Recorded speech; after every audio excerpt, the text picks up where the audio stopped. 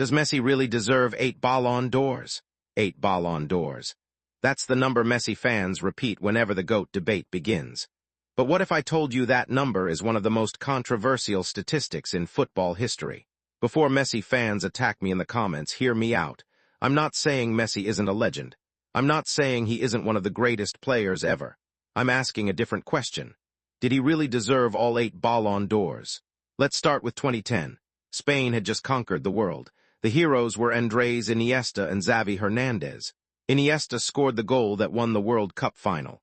Xavi controlled every match like a chess master. Meanwhile, Messi's Argentina crashed out in the quarterfinals.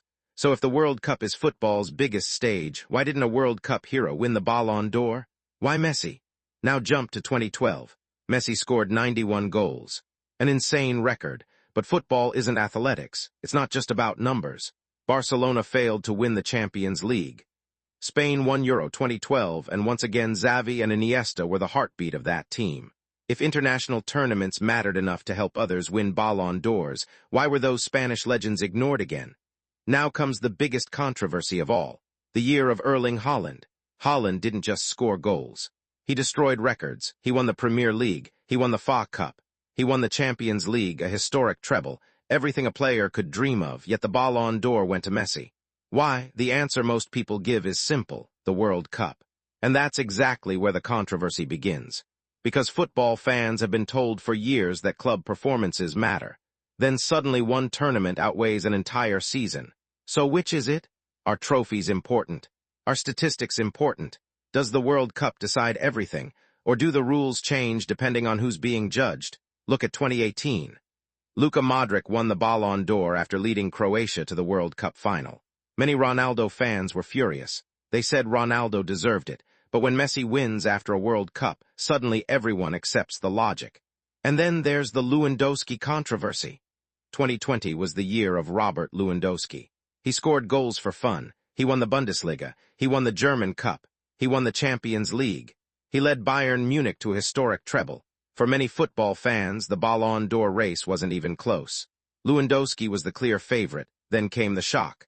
The Ballon d'Or was cancelled. No winner, no trophy, nothing. A year later, Messi won the 2021 Ballon d'Or, and that's when the controversy exploded. Many fans felt that football owed Lewandowski a Ballon d'Or. Some even argued that if the 2020 award had been given, Lewandowski would have been a Ballon d'Or winner, and Messi's total would be one less today.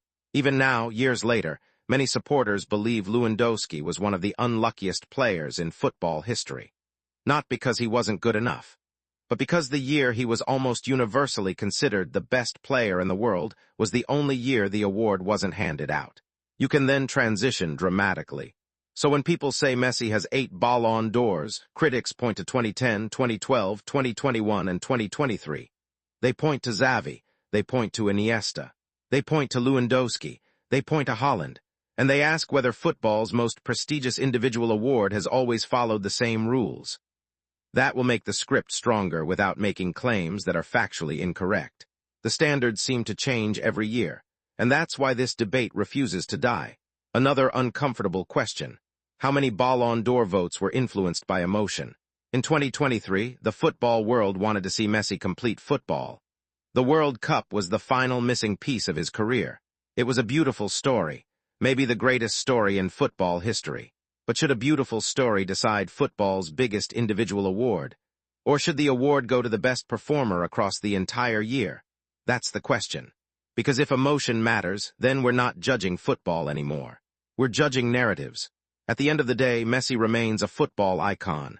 Nobody can take away his greatness.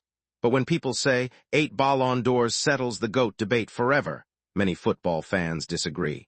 They look at 2010. They look at 2012. They look at 2023, and they ask one simple question: was it really 8, or should the number have been lower? Tell me what you think in the comments.